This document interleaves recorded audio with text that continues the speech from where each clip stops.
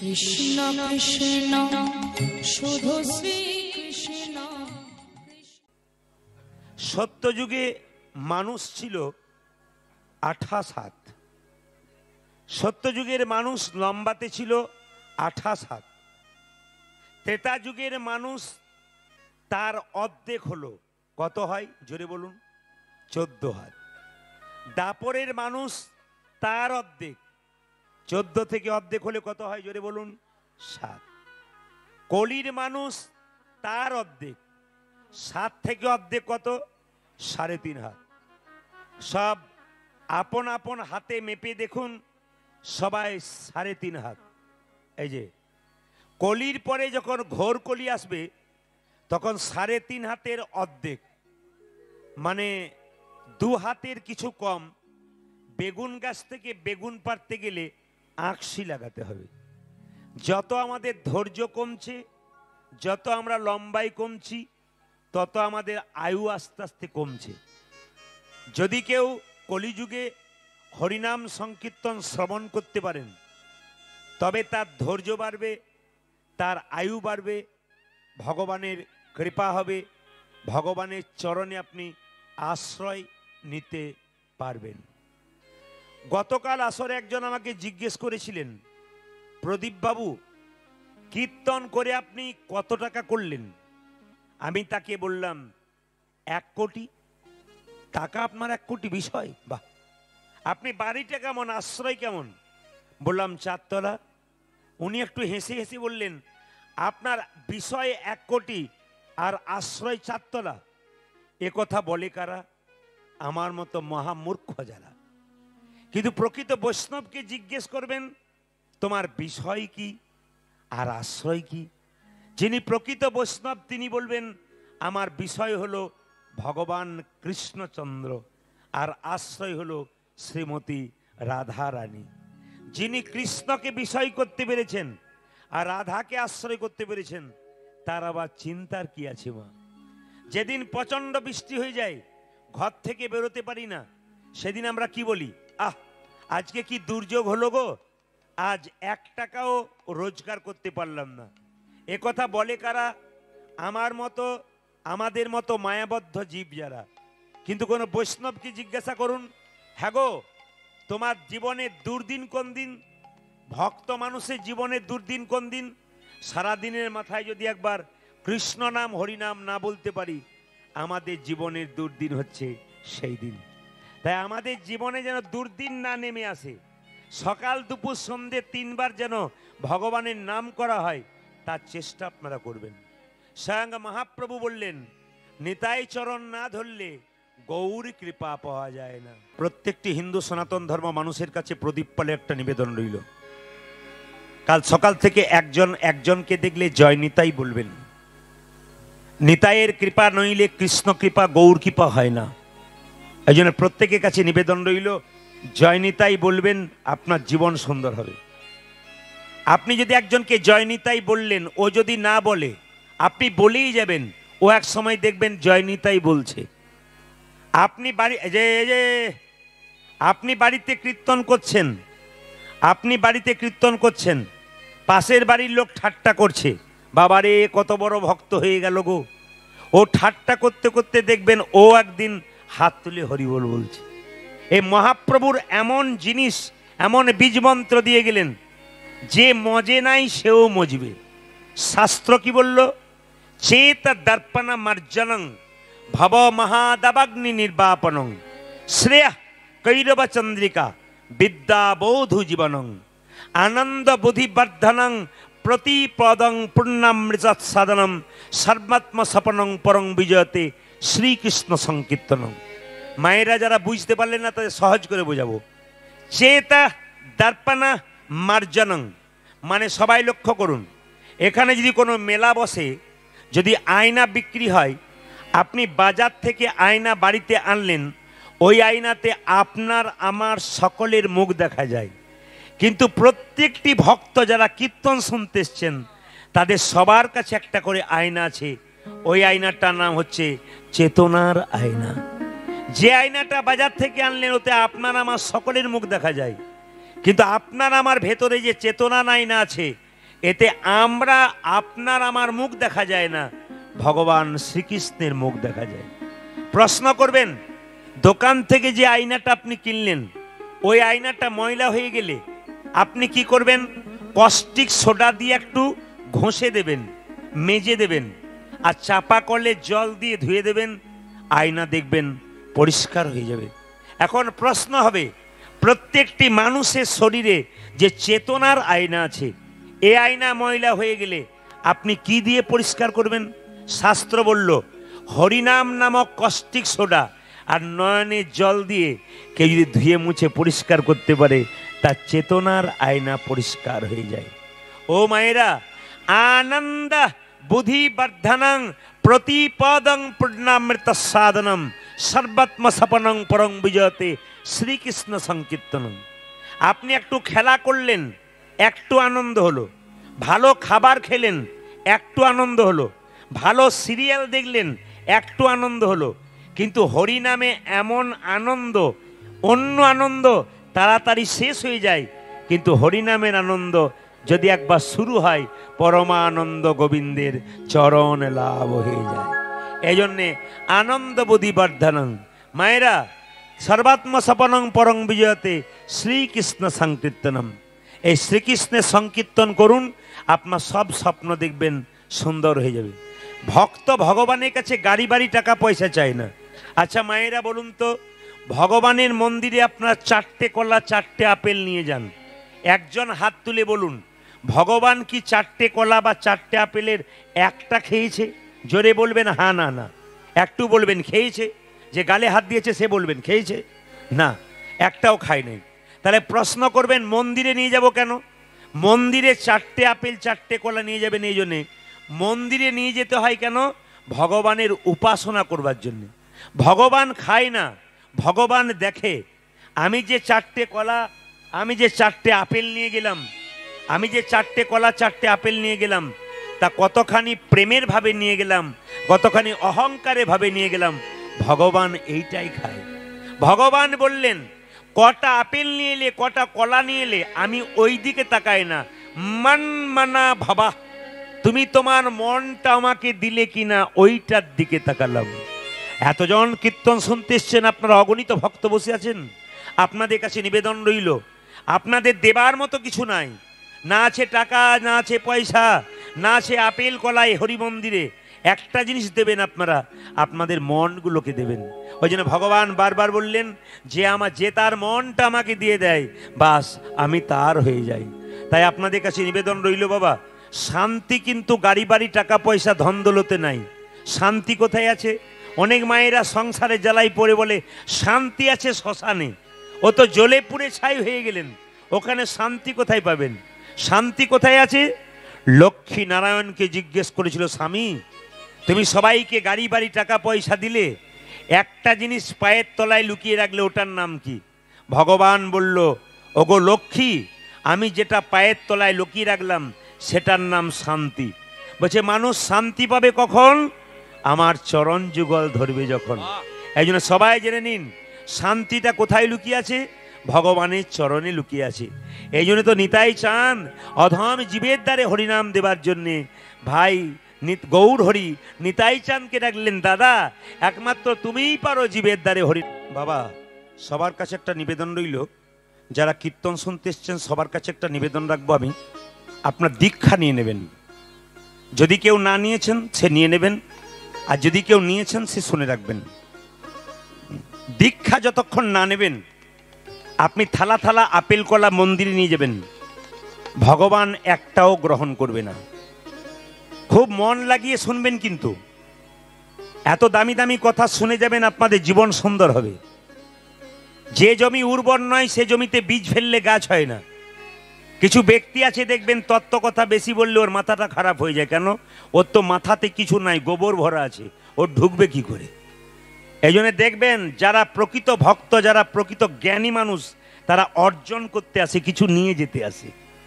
এই জন্য যারা নিয়ে যেতে আসে তাদের জন্য বলে রাখি, যতক্ষণ না দীক্ষা নেবেন মায়েরা, থালা থালা আপেল কলা একটু টনতে পারো, যতক্ষণ একটু রিভাব হালকা, যতক্ষণ না আপনি দীক্ষা নেবেন, থালা থালা আপেল কলা মন্দিরে নিয়ে যাবেন। ভেরি গুড, খুব সুন্দর। হ্যাঁ, যতক্ষণ না মন্দিরে যাবেন আপেল কলা লেবু নিয়ে যাবেন মায়েরা। যদি দীক্ষা নেওয়া না থাকে, আপনার মন্দিরে আপেল কলা নিয়ে যাওয়া বেকার হলো, ভগবান আপনার হাতে গ্রহণ করবে না। এই যে একজন ব্রাহ্মণের যতক্ষণ না পৈতে বা উপনয়ন হয়, ততক্ষণ যেমন পুজো করবার অধিকার পায় না, একজন মানুষ যতক্ষণ না গুরুমন্ত্র না নেয়, ততক্ষণ তার গোবিন্দ ভজন করবার কোনো অধিকার হয় না। জেনে নিন, আপনার বাড়িতে একজন বৈষ্ণব গেছে, প্রশ্ন করছে, মা তোমার বাড়িতে একটু জল সেবা হবে? আপনি তো বলবেন হ্যাঁ বাবা হবে, কিন্তু জল সেবা করবার আগে বৈষ্ণব আপনাকে প্রশ্ন করবে, মা তুমি যে আমায় জল সেবা করাবে বললে, তোমার দীক্ষা হয়েছে তো? এখনো হয় নাই। তাহলে তোমার দেহ শুদ্ধ হয় নাই। তাহলে মানুষ কুলে জন্ম নিয়ে যদি বৈষ্ণবের চরণ সেবা করতে পারলেন না, ভক্ত দরজায় এসে না খেয়ে ঘুরে গেল, ও যে গৃহস্থের অমঙ্গল হয়ে গেল। কোন বৈষ্ণব, কোন ভিখারি, কোন ভক্ত যদি দরজায় কিছু চায়, যদি না পেয়ে ঘুরে যায়, সবাই জেনে নিন গৃহস্থের অমঙ্গল হয়। এই জন্য বাড়িতে কেউ এলে তাকে দিতে হয়, আর দিতে হলে আপনাকে দীক্ষা অবশ্যই নিতে হবে। আপনাদের বলে যায়, যে যেখানে বসে আছেন মায়েরা, দীক্ষা নেবেন আস্তে। দীক্ষা মানে কি? আস্তে। দীক্ষা মানে দিয়ে খা। ভগবানকে দিয়ে যে খায় তার দীক্ষা না সার্থক হয়েছে। আর যে শুধু নিজে খেলো, ভগবানকে দিল না, ওর দীক্ষা নিয়ে কোনো লাভ হলো না। আপনারা এতজন কীর্তন শুনতে এসছেন, অনেকেই দীক্ষা নিয়েছেন, হাত তুলতে বলবো না। দুপুরবেলায় খাবার আগে ভগবানের চরণে তুলসী পত্র বাতাসা দেন, তারপর খান, তবে আপনার দীক্ষা নেওয়া সার্থক। আর যদি ভগবানকে না দিয়ে আপনি নিজেই খান, আপনি দীক্ষা নিলেন মাত্র, আপনার কোনো লাভ হলো না। যারা যারা দীক্ষা নিয়েছেন তাদের মাথায় রাখতে হবে যে দীক্ষা নিলেই তাকে গোবিন্দকে দিয়ে তারপর আপনি কি খাবেন ওটা প্রশ্ন নয়, আপনি আগে ভগবানকে দিলেন কিনা ওইটা হচ্ছে দীক্ষা। দুটো তুলসী পাতা, একটু গঙ্গা জল, তুলসী পত্র গোবিন্দের চরণে দেন। যদি ভগবানকে না দিয়ে খাই, ওটা চুরি করে খাওয়া হয়। ভগবানের জিনিস আপনি খাচ্ছেন আর তাকে দিচ্ছেন না, ওটা চুরি করে খাওয়া হলো। তবে বলে রাখি আপনাদেরকে একটা দামি কথা, গুরুমন্ত্র ভজন করতে হয় 3 বার, সকাল দুপুর সন্ধে। এই যে কথাটি বলে যাব, আপনারা ধরে রাখবেন, আপনাদের জীবন সুন্দর হবে। বিরাট বড় সম্পদ আপনাদের দিয়ে যাই। ভগবানের নাম গুরুমন্ত্র ভজন করতে হয় 3 বার। কখন কখন? অনেকে বলে সকাল দুপুর সন্ধে। না, কোন সকাল? 3টে সন্ধে আমাদের জীবনে হয় সারাদিনের মাথায়। ও মায়েরা, এখন যে সন্ধে দেখছেন ওই সন্ধে শুধু নয়। সন্ধে কোনটা হয়? সূর্য ওঠার 1 ঘন্টা 36 মিনিট আগে, ওটাকে ব্রহ্ম মুহূর্ত বলে, ওইটা একটা সন্ধ্যা।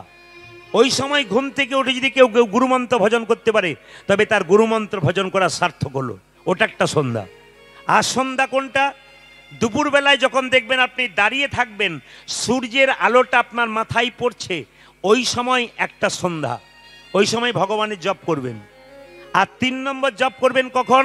শুনে রাখুন, 3 নম্বর জপ করবেন, সূর্যটা ডুবলো, এইবার অন্ধকার নেমে আসবে।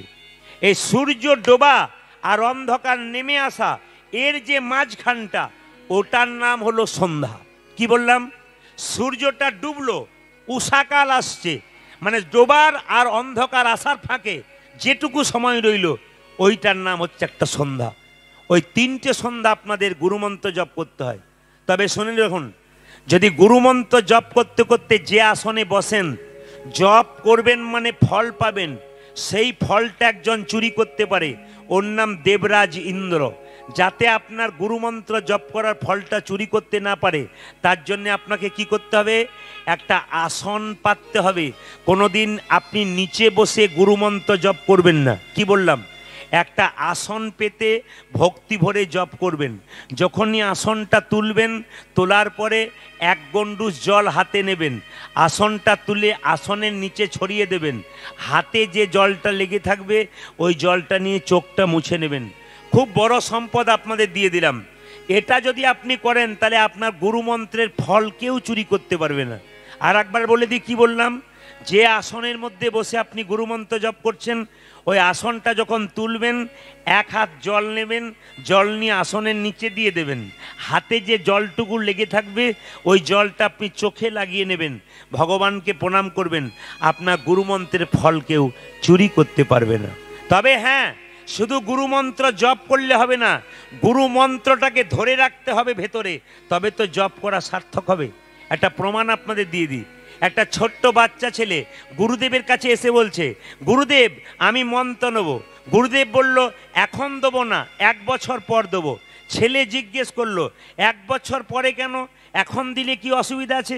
বলছে, 1 বছর আমার চরণ সেবা কর, আমার ঘরে গরুর ঘাস কাট, গরুর সেবা কর, 1 বছর পর দেবো। ছেলে 1 বছর ধরে গুরুর চরণ সেবা করলো, 1 বছর ধরে গরুর ঘাস কাটলো। 1 বছর পর যখন পূর্ণ হয়ে গেল, এসে বলছে, গুরুজি আজকে 365 দিন পূরণ হয়ে গেল, আজকে মন্ত্র দিন। সঙ্গে সঙ্গে গুরুজি বলে উঠলো, দেবো, এইবার তো সময় হয়ে গেছে, আর 5 মিনিট বাকি আছে। বলে, 5 মিনিট কেন? এই 5টা মিনিট তোকে একটা কাজ করতে হবে, তবে তোকে মন্ত্র দেবো। বলে, কি কাজ? এই দেখ, একটা কাঠের বাক্স দিলাম, বাক্সটাতে তালা বন্ধ করলাম না, একটা জিনিস ঢুকিয়ে দিলাম, এটা কিন্তু তুই নিবি না। এখান থেকে আমার শিষ্যের বাড়ি 5 মিনিট, ওর বাড়িতে পৌঁছে দিয়েই চলে আসবি। বলছে, আমি যাবো আর চলে আসবো? হ্যাঁ, তুই বাড়িতে বাক্সটা পৌঁছাবি, চলে আসবি, তোকে সঙ্গে সঙ্গে মন্ত্র দিয়ে দেবো। ও এখন বাক্সটা মাথাতে করে নিয়ে যাচ্ছে, আর মাঝ রাস্তায় মনে করছে, বাক্সটার ভেতরে কি ঢোকানো আছে একবার দেখলে হয় না। ও খালি ওই মনে ঘুরঘুর ঘুরঘুর করছে, কি এমন গুরুদেব ঢুকিয়েছে দেখলে হয় না? আমার তো নিতে বারণ আছে, দেখতে বারণ নাই, একবার খুলে দেখলে হয় না? মায়েরা নিয়ে যেতে যেতে মাঝ রাস্তাতে বাক্সটা খুলেছে, আর হুশ করে বেরিয়ে চলে গেছে। কি বলুন তো, একটি নেংটি ইঁদুরের বাচ্চা। কে ভরে দিয়েছিল? গুরুদেব। নেংটি ইঁদুরের বাচ্চাটা বেরিয়ে চলে গেছে, সঙ্গে সঙ্গে এসে বলছে, গুরুদেব আমার শিষ্যের বাড়ি যাওয়া হলো না আপনার। বলে, কেন? না, যেটা ছিল ও পালিয়ে গেছে। কি ছিল? বলে, ইঁদুরের বাচ্চা। গুরু বলল, এ জীবনে তোর আর মন্ত্র নেওয়া হলো না। বলে, কেন? একটা কাঠের বাক্সতে 5 মিনিট একটা ইঁদুরের বাচ্চা ধরে রাখতে পারলি না, দেহ বাক্সে তুই গুরুমন্ত্র জীবনে ধরে রাখতে পারবি না। এই জন্য বাবা, গুরু মন্ত্রটা দেহ বাক্সে ধরে রাখবেন, ভজন করবেন, তবে তো। আপনি বলে দিলেন অমৌ মহারাজজির শিষ্য আমি, কিন্তু ভজন করলেন না, লাভ কি আছে? আপনি বললেন চেন্নাই ভেলোরে ডাক্তার দেখালাম, কিন্তু ওষুধ খেলেন না, আপনার লাভ কি আছে? ডাক্তার দেখালে হবে না, ওষুধ খেতে হবে, গুরুদেবের কাছে মন্ত্র নিলে হবে না, ভজন করতে হবে, তবে কিন্তু আপনার লাভ আছে। তাই মহাপ্রভু কি করলেন? দাদা নিতাইকে নিয়ে জীবের দ্বারে হরিনাম দিলেন। নাম দিতে কিভাবে দেব ভাই? এইভাবে দেবে দাদা, নয়নে দেখিবে যারি, কৃষ্ণ নামে দেবে তারে। নয়নে দেখিবে যারি, কৃষ্ণ নামে দেবে তারি। নয়নে দেখিবে যারি, কৃষ্ণ নামে দেবে তারে। নয়নে দেখিবে যারি, কৃষ্ণ নামে দেবে তারে। এই যে ও দাদা, যাকে চোখে দেখবে তাকে হরিনাম দেবে, যদি না বলে তবু বলে যাবে। ও শুনলেই কাজ। মহাপ্রভু বলেছেন, আস্তে আস্তে কীর্তন করতে নাই, জোরে করতে হয়। আস্তে আস্তে কীর্তন করলে তো আপনার হবে, আর জোরে করলে যে শুনবে তারও হবে। ও দাদা, দেরি করো না, নয়নে দেখিবে যারে, কৃষ্ণ নামে দেবে তারে। নয়নে দেখিবে যারে, কৃষ্ণ নামে দেবে তারে। ও যে নয়নে দেখিবে যারে, কৃষ্ণ নামে দেবে তারে। নয়নে দেখিবে যারে, কৃষ্ণ নামে দেবে তারে। সাবধান, যেন জাতির বিচার করো না দাদা, জাতির বিচার করো না দাদা, জাতির বিচার করো না ও যেন দাদা। জাতির বিচার করো না দাদা। যারে দেখিবে নাম দেবে, জাতির বিচার করো না দাদা। তুমি যারে দেখিবে নামে দেবে, জাতির বিচার করো না দাদা। তুমি যারে দেখিবে নাম দেবে, জাতির বিচার করো না তুমি দাদা। যারে দেখিবে নামে দেবে, জাতির বিচার করো না হ্যাঁ হ্যাঁ, দাদা। যাকে দেখবো তাকে হরিনাম দেবো, যদি না নেয় তখন কি করব দাদা? যদি কেউ হরিনাম না নেয় কি করবে শোনো। প্রথমে ধরিবে হাতি, যদি না চাই নাম নিতে। দাদা প্রথমে ধরিবে হাতি, যদি না চায় নাম নিতে। তাই চাঁদ কত বড় দয়াল দেখুন, গৌর হরি কত বড় দয়াল। যে হরিনাম নিয়েছে তাকে তো দিয়েছে, যে যায় নাই তাকে জোর করে দিয়েছে। প্রথমে ধরিবে হাতি, যদি না চাই নাম নিতে। দাদা গো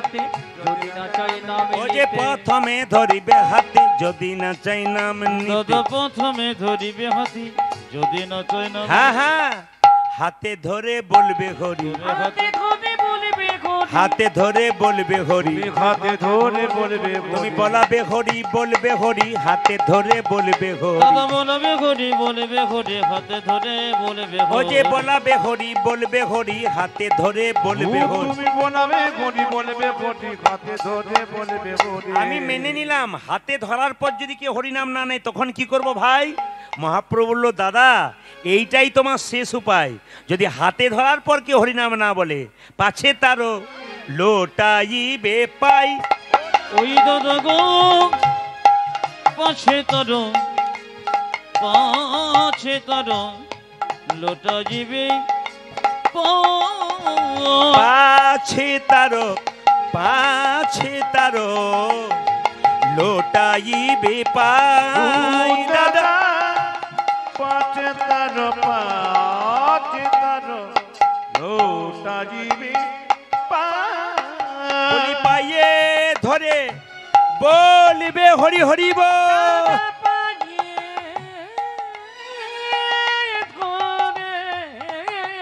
আহা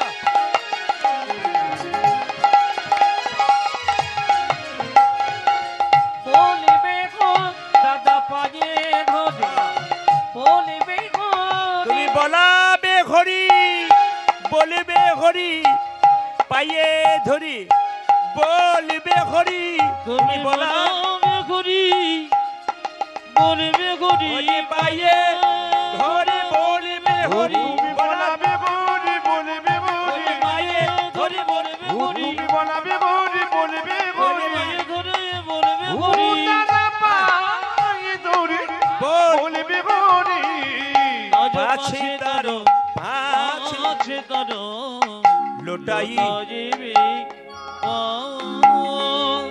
নিতাই পদ কমল নিতাই চরণ না ধরলে গৌর কৃপা পাওয়া যায় না পদকর্তা বললেন নিতাই পদ কমল কোটি চন্দ সুশীতল নিতাই পদ কমল কোটি চন্দ শোষিতল নিতাই পদ কমল কোটি চন্দ সুশীতল নিতাই পদ কমল কোটি চন্দ্র সুশীতল যার ছায়াই জগত জুড়াই আহারে যারে ছায়াই জগত জুড়াই আখারে যার ছায়াই জগত জুড়াই আহারে যারে সবাই জগত ওটা বারো একটু। জুড়াই আহারে যার ছায়াই জগত জুড়াই আহারে যার ছায়ায় জগত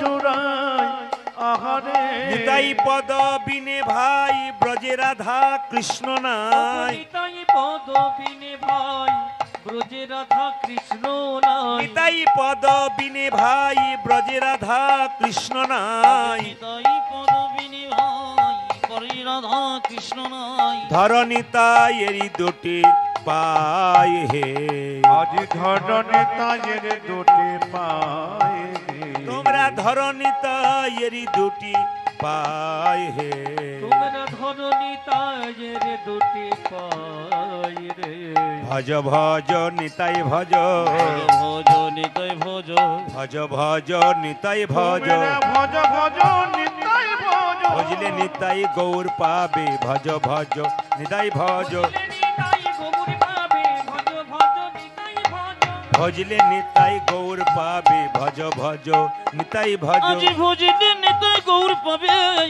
ভজ ভজ নিতাই ভজ গৌর প্রেলে ব্রজে যাবে ভজ ভজ নিতাই ভজ গৌর প্রেমে ভজ যাবে ভজ ভজ নিতাই ভজ গৌর পেলে ব্রজে যাবে ভজ ভজ নিতাই ভজ গৌর পেলে ব্রজে যাবে ভজ ভজ নিতাই ভজ বজে বজ গোপী হবে ভজ ভজ নিতাই ভজ আজ ব্রজে ব্রজ গোপী হবে ভজ ভজ নিতাই ভজ বজে বজ গোপী হবে ভজ ভজ নিতাই ভজ রাজি ভজ গোপী পাবে ভজ ভজ নিতাই ভজ গোপী হলে কৃষ্ণ পাবে ভজ ভজ নিতাই ভজ গোপী পেলে কৃষ্ণ পাবে ভজ ভজ নিতাই ভজ গোপী হলে কৃষ্ণ পাবে ভজ ভজ নিতাই ভজ ভজ গোপী হলে কৃষ্ণ পাবে ভজ ভজ নিতাই ভজ ধর নিতাই এরি দুটি পাই আহারে ধর নিতাই রে দুটি পাই আহারে ধর নিতাই এরি দুটি পাই পূজার ধরণী তাইয়ের দুটি পায় তোমরা ধর নিতাই এরি দুটি পাই তোমরা ধর নিতাই রে দুটি পাই তবে সাবধান, নিতাই চরণ ধরলে একটা জিনিস করো না, অহংকারে মত্ত হইয়া নিতাই পদ পাশরি যা। অহংকারের মত্ত হইয়া নিতাই পদ পাশরি অহংকারে মত্ত হইয়া নিতাই পদ পাশরি যা। অহংকারে মত্ত হইয়া নিতাই পদ পাশরি অসত্যকে সত্য বলি মানি আমরা, অসত্যকে সত্য বলি মানি আমরা, অসত্য কি সত্য বলি মানে আমরা এ ভব সংসার মাঝে নিতাই চরণে জেনা ভজে। এ ভব সংসারের মাঝে নিতাই চরণে জেনা ভজে এ ভব সংসার মাঝে নিতাই চরণে জেনা ভজে। এ ভব সংসার মাঝে নিতাই চরণে জেনা ভজে তার জন্ম হইল অকারণ রে, আজ তার জন্ম হইল কারণ রে ও যে তার জন্ম হইল অকারণ রে। পূজার তার জন্ম হইল কারণে আহা, আসা যাওয়া সার হলো, তারি আসা যাওয়া সারি হলো আসা যাওয়া সার হলো, আমি আসা যাওয়া সারি হলো নিতাই চরণ না ভজিল, আসা যাওয়া সার হলো, পূজার নিতাই চরণ না বুঝিল আসা যাওয়া তার হলো নিতাই চরণ না ভজিল, আসা যাওয়া সার হলো। নিতাই চরণে না ভজিল আসা যাওয়া সারি হলো ধর নিতাই এরি দুটি পাই আহারে, ধরণী তাজের দুটি পাই আহারে ধর নিতাই এরি দুটি পাই আহারে, ধরণে তাইয়ের দুটি পায় আহারে ধর নিতাই এরি দুটি পাই হে।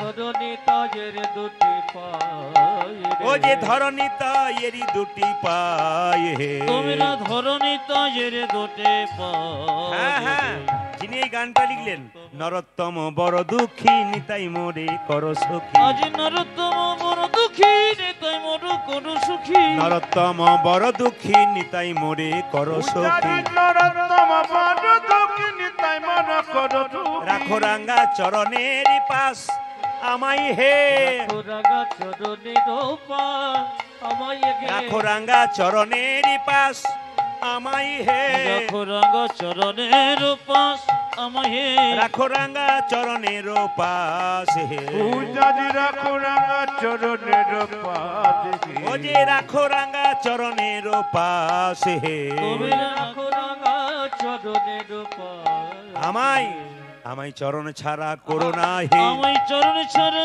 করো না গে চরণ ছাড়া করো না হে। চরণ ছাড়া কোনো লাগে চরণে ঠাই দিও হে, চরণ ছাড়া করো না হে। চরণে ঠাই দিও গে চরণ ছাড়া করো না গে ওই চরণে ঠাই দিও হে, চরণ ছাড়া করো না হে। ওই চরণে ঠাই দিও গে চরণ ছাড়া করো না গে রাখো রাঙ্গা চরণের পাশ আমায় হে, রাখো রাগা চরণের পাশ আমায় হে রাখো রাঙ্গা চরণের পাশ আমায় হে। রাখো রাঙা চরণের পাশে আমাকে রাখো রাঙ্গা চরণের পাশ হে, রাখো রাগা চরণের পাশ আমায় রাখো রাঙ্গা চরণের পাশ হে। কবিরা রাখো রাগা চরণের পাশ গে